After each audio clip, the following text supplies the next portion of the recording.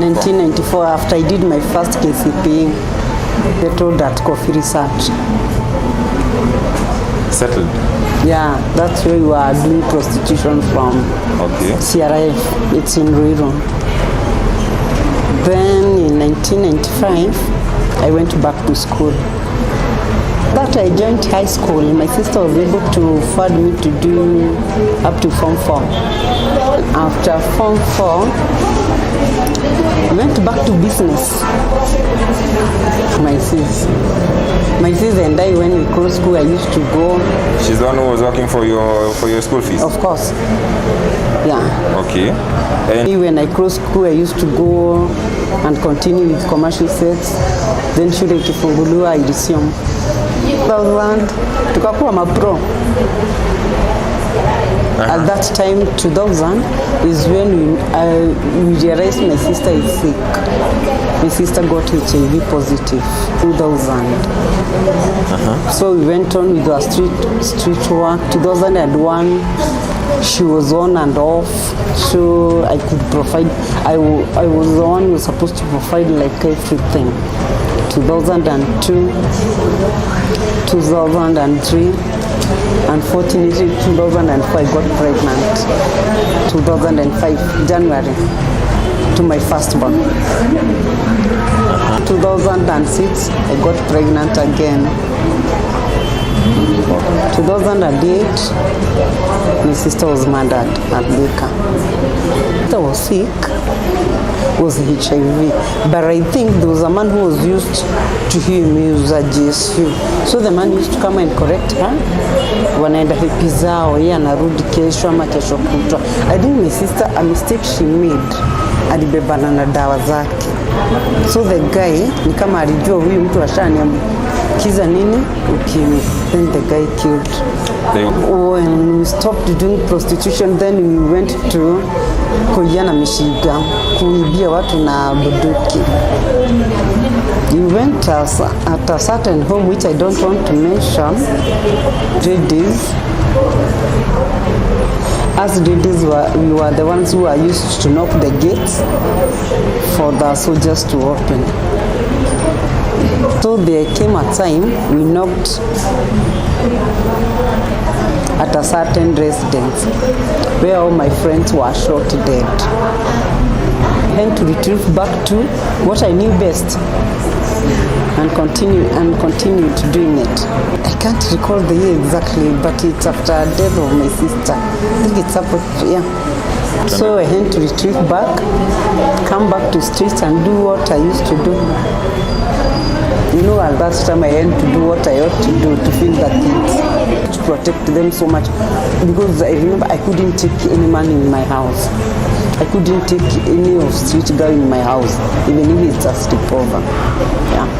I used to let my children go. Those days we used to not live in a big house. It was a small room, a single room. So najua imegawanishwa na pasia. Yes. So those men who used to come to see my mom, sometimes they would come and miss. Wakute mama ametoka ameenda zake. They would sleep with us and silence us. So we got used with the time. Which are the means that they used to silence you? Sasa mtu akikwambia atakuua, atakufanyia nini, just keep quiet. Then me and my sister, we were not so close to my mom. My mom was kind of bitter. Let me say bitter. Mtu anipe date na huko alafu nimwambia tutapitia kwangu. Akifanya nini kwangu? No, I don't. It used to pay my bills. It used to pay for my children education. Yeah. You are comfortable with that? By then you are comfortable? Yeah. And the sex commercial work, which one was paying you better? Commercial sex work. Yeah. Because you may go and miss, but nobody is learning after you except Kanjo. You're okay. Except Kanjo. There you are fighting with the owner of the house, with what, with the police, with everything. Maybe these people can go and get good amount of money, wakuja wakuruke. We uliitana tuna uka pace. Sasa hawa wakienda ile kitu watapata au ndio wataamua chenye watakupea. You see, you don't know exactly what they got, so it's better the other one because you are not risking anything apart from death. You are not risking.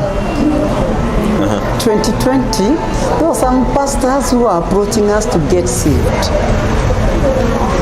Good. Talking about 2020, we tried with my friends. Oh, 2020, that's yeah. what you tried. We tried church, but it didn't work. We were stigmatized. Everybody would sengenya you. You are called names. We tried, but it didn't. Of course, there was an interview we were done by somebody I don't want to mention. Then through that kind of interview, there is a pastor who approached me personally. Akini approach, I had to visit with my friends. Alikuwa anataka nini? Tuokoke. We told the pastor. Kwa street ama ni kwa kanisa? Tuko kwa street, ametuambia tuokoke. We told the pastor we have to weigh our options. Na tukaanza kufuata church. But the things we learned from that church na zenye tulianza kusikia, alafu wale wazee wengine wa hiyo church tulianza kuwajua walikuwa wanatupata kwa streets, it didn't mount to something nice. Kwani walikuwa customers? Of course. Huyu tulimuona kwa interview fulani, it's true, but it didn't mount. Starting with the head of the church, it didn't. Unaenda unaruka hii, unaenda hii, then unapatana na mzee wa kanisa street, then huko tu bado church. Unasikia mzee wa kanisa anapita kuja, hebu nikuuliza tulikuwa unafanya hii, si naweza kukuona kidogo. So it made kidogo ndio si muende na yeye. So it made most of us to feel like they called us to that church to get used. So we went to retrieve. Ultimately, ulikuwa unapata on a bad day. Hiyo pesa tusemangi sana, juu zimetoka mifuko za mabwana za watu. But the problem is at that time it used to cater for our needs, but in the street as you grow old you lose market. Then the problem is in street as you grow old you get to recruit young age. That's why I normally tell people when I meet with them, just know your neighbor very well. Just ask your children where are they attached to go and visit your neighbor. Why? Maybe they are recruited to like prostitution. Jio mtoto ikataa kumprofidia vizuri, atatafuta mzee na mtu ako kwa street akuja alipo 1,000. Asante. Yeah. Watoto wameanza kuwa noti wakiwa wadogo, so wakiingia campus unakuta mtoto ako 17 ameanza kupis kwa street, ameanza kuwa kwanza. Hizi nyumba zimekuja saa hii, before zilikuwa zinaitwa lodging. Siku hizi wameleta jina nyingine ya kizungu inaitwa BNB. Airbnb. Sasa unaona, unaenda unachukua kama hiyo, unachukua mtoto unampeana huko, wewe usha limo zako kitu kama 10,000 5,000, mtoto unampea moja ama mbili, wewe mtoto atakuwa attached kwako. So in the street you are investing. You are not using your body, you are using investment. It's not all that wise, but it's good to know who is your neighbor, where are your children going, who is so close to your children, and why. Hata huko unasikianga watoto wanaenda bash. I know I tell people, just be very careful. If it's a birthday, let it be during the day, na wewe huko. If you are not there, don't leave your children out there. Because even young boys are being used. Yeah, don't. Ask how. How are they becoming gays in school? You understand, there are people who say they started lesbianism in school. Yes. There are those mamas with money who want small girls to recruit them for lesbianism. Yo. So that they can satisfy themselves with those girls. Do you know what they'll do? They come to the street, they ask somebody like me, Jane, naweza pata wapi msichana mdogo? Sintamuorganizia. That girl atajua lesbian yakuwa form 1. Akiendelea hivyo utamtoa kwa hiyo cult. You would. sweet, very wise. Kama ni advice naweza pea mzazi, kaa na mtoto wako, wacha kupeleka watoto ushago. Hakuna ushago wanaendanga. Hizi BNB zimejengewa wapi? Ziko mpaka ushago. Siku hizi wameziita hiyo jina, waache kuziita, inaitwa nini? Lodging, isikae umalaya. But things which take place in those places, chaotic. They are not nice places. Wait. Then, second thing to pastors. Pastor ndio wamefanya hawa wasichana wa street wasiokoke. Kama ni kuokoka tungeokoka kitambo. But unaokoka kitambo aje na pastor ndiye anakuja kwa street? Na unajua ni pastor fulani tunamuonanga kwa TV. Wataokoka aje? They won't. So pastor, if they are preaching the gospel, let it be the gospel. Kama umeenda street pastor kuhubiri, hubiri na utoke. Usihubiri na ulale, hapana. That one is not good. Wasichana wengi huko wanapenda Yesu. They will quote Bible for you. But wanaogopa. Juu akikuja church wazee wa kanisa watakuja waambiwe huyu ni fulani ameokoka kutoka hii, amefanya hii. At the end of the day, wazee wa kanisa wenye fishi au mafisi wataenda kukatia huyu msichana hata sikia vizuri, maybe alikuwa amejitolea, nimekuja kuokoka, nimekuja ku have a change of life, I want a new shade in my life. Ndiye huyo amekuja amekatiwa na mzee wa kanisa. Pastor anashinda pale akimtangaza. Pastor mwenye anamtangaza pale akisema kuja nikuombee pepe umalai itoke, ndiye jioni yako kwa street. Will that person settle in church? Kishikwa na skado mnasema ni uongo. Ni uongo, yes, it may be false, but most of pastors comes to street and they pay a lot of money. Ili jina isiharibike. Most of pastors tunapatananga nao hizo virabu kubwa kubwa and they drink. Then your pastor akuja niambia niombe. Uongo. Unaonanga kuna tu hoteli kwa building ama kwa building, unaonanga building mingi ziko na tu stairs tumepanda juu. Unashinda tu stairs tunaenda wapi kwa giza? Tunaenda, kuna watu wa mama wanachukua lodgings, kama wanachukua building kama hii wanagawanisha into cubes. Hizo nyumba watakangi kuziita lodgings za kulala the whole day, is a part time. Hizo wanaitanga short. So ukienda ulipe. So what happened like now, kitambo tulikuwa tunaenda na mwanaume analipa, lakini like now unaendanga unachukua hapo karumu, unakalipia mia ngapi? Kama 500, kutadepend ile street yuko. Ukikalipia 500 ako kanyumba ni kako kutoka asubuhi mpaka jioni. Unaelewa? So ukipata na mwanaume huko, ile pesa utamlipisha ukijua unaregesha pesa yako. Ujue usha invest. So utakuwa unalala hivyo. Hiyo ni room yako mpaka jioni. On contrary, watu wameacha kuja kutafuta wasichana sana kwa street. Ndio maana unaona hata ukienda kitu kama River Road, ukienda hapo Odeon utapata wasichana wanajiuza mpaka asubuhi. Hata mchana unaona msichana na kuvuta. Yes. Reason because wanaume wengi to protect their personality and image wamerudi kwa mtandao. Kuna kitu inaitwa Telegram. Kuna hizi zinaitwa massage, spa and massage with extra sijui nini. Hiyo ni umalahi inafanyika huko, hakuna spa and massage na extra nini. Na wapi unaenda ukafanywa massage wewe ukiwa mwanaume na mwanamke amevaa bra na nini? Biashara si yako hapo, ukilala nayo umlipe. After massage ulipe, utamlipa mwili yake. Then there is this thing, hiyo nimekwambia ukienda kwa Telegram, kuna watu jipost huko. So mwanaume ataenda huko, achukue namba, apige, ambiwa watapatana BNB gani. Still kuna call girl. Mimi nitachukua picha ya mwili yangu ama picha ya msichana mwenye napenda, niweke namba. Though namba nitaweka yangu kama nini. Nikiweka hiyo namba, what will happen? Nikiweka hiyo namba, what will happen? Si nimeweka kwa mtandao, zinaitangwa escort. Escort inakuanga hivi, ukiweka picha yako, unaweka details zako na namba.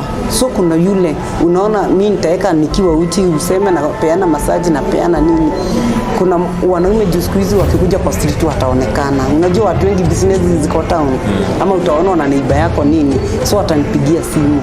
Niko wapi Jane, niko pale fulani, aniambie niko BNB fulani kuja. Hiyo sasa ndio modern day malaya ya prostitution. Tida ni ya kutafuta wanaume. Hao hawana makosa sana juu watu wanaenda hata 3 months. Telegram ndio nimekwambia, ukifungua utaona zile watu wanaitishana huko live. Enda kwa escort. Kama sasa nitakupea moja, hiyo najua watanipiga jini wa area yenye naishi. Enda tu kwa simu yako, uchukue simu yako, Google Kilimani escort, utawapata. Google Ruiru escort, utawapata. Google area yote, area huko. Google hiyo area, ukigoogle area, weke jina escort, utapata wasichana wote wenye wamejiweka kwa mtandao. Inaitwa gangbang. Hiyo ni ile ya kwenda na huku Kinarunda, hizo sababu za wadosi. Yeah. Hiyo inalipa vizuri, but huwezi vumilia wanaume. Zinaitangwa threesome. What there is, people are competing with life. You live beyond your means. Just educate people. They are living beyond their means, including me and you. Unakuta wewe ni mwanaume, unataka kufurahisha mwanamke, mumechukuana, si ndio? Unataka kumweka maisha ya juu. Utakuja uchukue mwanamke, msichana rika yako 28 hapo to 30. Uende uchukue nyumba juu, unataka 2 bedroom, you get a 2 bedroom house. Wewe juu una hiyo uwezo, kale kamshahara unalipwa ni kadogo, yes. So wewe utatafuta mama akuweke benten. Sio bado ni umalaya? Yes. Ama umalaya ni gani? Ni kweli. Na msichana wako juu ashajua umewekwa na anataka maisha. Unajua vijana wa siku hizi wanataka waende na gari kubwa. Definitely. They live large. Na msichana anaenda, unajua some of them. Of course. Good. Na msichana anaenda anachukua hao magangba. So akienda school kama weekend aende school 2, ako na 120, 140,000, 150. Si ndio? Na wewe ukirudi, that's why unaona watu kwa plot wameishi lunch. Na wewe unashindwa, what's happening to me? So men, si ati malaya iko kwa wasichana pekee. People crucify wanasema, wasichana siku hizi they in prostitution, even men. Men hata ndio wako to benten. Hiyo benten wanaenda kufanya nini? Of course wanaenda kufanya nini? So that you can keep somebody else vizuri. It's good to live within your means. What I've come to learn, just be contented with what you get. Live within your means. Yeah. Don't compete with anybody's life. Because at the end of the day, they introduce you to many things which you don't know, which you've never come after. Na ukionja kuacha ndio shida. Sasa hiyo ukienda introduce kwa mama, akupe gari utembeange nayo, weekend akupeange 50,000. Hata ukihubiriwa na nani wacha utaacha? Na uko na bibi kwa nyumba, utaacha. Ndio maana ukienda kwa masimu watu umesave bwanako Safaricom. Umesave hao Safaricom. Mnachat na best yako, mnachat na best yako, ukianza message yako unamwambia dear customer your internet is bill, alafu unamwambia tupatane bills. Sivyo ndivyo watu wanafanya. What are you saying? Of course. Mimi nikikusave kama Airtel, nitakuandikia message your data is below, alafu nikutext venye nataka hapo chini. WhatsApp, si tutachat kwa message. Si utakuta hii ni message, hii ni Safaricom, hizi ni chiti, ni Airtel. Ni hivyo. Si umeacha. Unaenda through the text, imeniambia nini? Imeniambia my data is below but I've sent you 100,000. Utafanya nini? That's how the prostitution have evolved. Tena na marriage. Unaona these married women na men, they are the greatest prostitutes. Watu wanirushie mawe. They are in street like nobody else. They are in street like nobody else. Because umeoa mwanamke anataka live to expectation yake na marafiki zake. Huyu mwanamke atafanya nini? Ataenda hizo vitu. Si ndio? Wewe umeoa mwanamke hutaki kumruhusu. Unataka aishi maisha yenye anti yake anaishi, anachochewa na huko, anakupresha utafanya nini, utaenda Ben 10. Is that not prostitution? It is. Then unaenda unakuta and worship na ameko na pastor. What is that? Pastor wengi wako na machurches huku, let me be honest. Hao ndio wanafanya Wakristo watoroke, hao ndio wanafanya watu wasitoke kwa streets. Because how comes when ni pastor na umeweka wasichana watatu wa praise and worship, umewaeka. Is that not prostitution? Umeweka na unajua. Na unajua na umeweka kila mtu kona ile, mwingine ile, mwingine ile na hawajuani. Is that not prostitution? If that is not prostitution, baka yenye kwa street sio prostitution. Kamba baka hiyo sio prostitution. How comes wewe ni mtu wa church, ni mama wa church, umeenda umechukua nyumba huko town, umesubdivide into cubes na umeirate to prostitutes. Wewe ukosei? Unajua wanasemanga ni business. Wewe kazi yako uko pale chini na kabiashara kako umeweka, watu wakikuja wanakulipa. What are you promoting? Unachukua hiyo pesa unapeleka church type. What are you preaching? Most of businesses are here in town. Hizo nyumba za prostitution, they are owned by people we know. You know them. Mtu anaenda church anatoa 100,000, anatoa 500,000. Unapiga makofi. Clubs zingine ziko wasichana wamewekwa kama slaves. All sizes, weupe, weusi, wanono, wafupi, wa nini. Hizo clubs wanga zina operate 24 hours. They are owned by people with big names in the country. Na watu wana macheo kubwa. Hao wasichana kazi yao ni kuentertain wanaume huko na kuuza pombe wakiwa uchi. Is that not prostitution? It is slavery plus prostitution. Yeah. Ziko mingi sana. Enda Moyaveni, hizo ni za hapa town. Hizo ni za prostitution, imekomaa, sio River Road. Hii imekomaa kidogo, imeenda class. Enda River Road, enda na huko utazipata. Na utashindwa kuzijua. Kama mimi dem nikienda siwezi ruhusiwa kuingia, wewe mwanaume utaruhusiwa. Kwa sababu wewe ni asset, mimi ni liability. Wewe mwanaume ukienda by mistake uguze dem hivyo, by mistake si utalipishwa. Demu akikusafu si lazima umlipe service. Demu akikuja akurombozee hapo si utalipa, amekuentertain. Mimi nikienda huko mimi ni liability. Labda nilipe kuingia. So utaingiaje? Si nitaingia tu, tutaenda na wewe na mwanamume mwingine na mnilipia dhao na niingie. Ilikuwa hapo early 20s. Huyo pastor alikuwa amezoea watu. At that time my children were still young. Alikuwa anakuja, anajua ile kiwango yeye kama mtu wa kola anapaswa kulipa. Sasa anakuja leo, okay, in street there are no strings attached. Unaweza kuja ulale na mimi na ulale na wewe na sitasikia vibaya. Because he is not falling in love. Kuna mwanaume wako, hakuna mwanaume ulikuja na yeye. Then huyo pastor alikuwa anakuja, analala na wewe, analipa nusu, anaenda kwa huyo analipa nusu. Wasichana tulishikana, tuendee pesa yetu. Mpaka kwa chati yake sitaitaja. Wageni wako tulikuwa kujeni msalimiane. Wapi? Mwenye alichukua microphone, sio salamu. Tunataka cash. Pastor alisweat. Kutoka hiyo siku juu nilikwambia juu hiyo church mshaisikia tena. Alisweat, lakini alilipa. Lazima angelipa deni. Alikuwa na deni kubwa. Na si ya mtu mmoja. So ndio nimekwambia, as you preach the gospel, you men of God, as you try to feature your identity with money, that one is not good. It doesn't sing very well. Msichana wa street akiamua ni kukumaliza atakumaliza. 1 second, then you are done.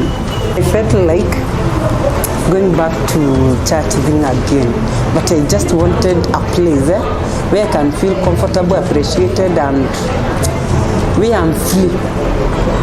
Not where I'm like monitored, you are doing this, not where I'm taken advantage of. I do follow videos in YouTube a lot. That's how I came to know about our apostle. I called him. At that time I was down, in fact I was extremely down. I felt like now I've tried it inside and out. I felt there's a way naweza mpea watoto mimi ni pace niende mbinguni. There is something like that. But pastor preached gospel to me, an accepting gospel, which I felt like it is the kind of thing I would like my ears to hear and see. When I came for Acacia, I felt it so somehow. I've not heard pastor say anything behind me, ama mtu akuje kuconfirm kwangu venye pastor aliniambia ni hivyo. But where we had gone to try it, nasikia mtu anakuja hapa, umevaa nguo fupi hivi, kwa hivyo pastor venye alituambia ni hivyo. So una feel like, why was he talking behind me? Si angeniita na huyo mtu amwambie huyu msichana ameokoka amefanya nini? Yeah. But for here, I felt there is a change, though I'm still growing. You know, where we had gone fast, people behaved like they come from heaven in the morning. They associate with you during the day as they go to be clean again. Yeah? But here I came, I found everybody has got a past and not a sweet one. And that does not mean that they can't change. And they accepted the way they are. As long as they are given time to change and grow. I found it's a growing place. Of them wenye tumekosana nao ni wenye tulikuwa tumeenda church na wao tena. So when I went back, tule tunguo twangu nimekuwa nimeacha huko to my belongings, wanachoma, wakaanza vita. I couldn't fight back. I just felt stupid if I would do that. Na nimetoka kesha. See, it's betrayal. At first we tried, we betrayed others, then I'm betraying them again. Yeah, recruitment or oath, but we live as a family. How do you feel if your wife would betray you or your child? Naenda kusema bwanangu anafanya, how do you feel? Betrayed. The same case, you're in the same. How do you feel for your business partner? Ameenda, ameacha business mko nayo na amefungua ingine na mtu mwingine. The same case. Mbaya, unajua sisi watu kwanza especially single parents tunapitianga mambo mingi. Unafungiwa hii mwezi, next month unapata unalipa, but at that moment my house was rocked. I prefer to pay school fees rather than paying the house. I don't know how it sounds to people, but I took it as a risk. First, the teachings. First, he keeps on checking, are you okay? Are you doing well? Then the people there will okay. Then he helped you to secure another house. What I will tell the viewers is that don't judge anyone. Unless you sit down with the person, know what he or she is going through, when, at the moment, or before, so that you can decide the after. Me, I don't fall into judging people unless sasa unikanyange vibaya nitataka kujua wewe ni nani. For Warenge, I've heard stories about him, he's not a good person and everything, but until you get there is when you know who he is. People change, and when people are given a room to change, they grow. If you expect people to change and grow the same day, you fail. Because where we tried, we were given time to change, but there was no growth. It's a condemnation after the other, after the other, after the other. Then you feel like, what is this I'm doing? Maybe it's better I do what I can do better. But he changed, he got a room to grow, and he's still growing and he grew. If you expect someone to change today and grow, you fail. It's the same thing. Huwezi pata mtoto leo na mwanze na githeri. You have to give them time to grow. People should learn to accommodate others and their growth and correct with love. If you continue rebuking a person, most of people are not brought up in love. If you continue rebuking me and I've been rebuked enough, I'll just quit the game. Of course. But if you correct me with love, I'll just feel I'm incorrect, but there's something with this person. Why with love?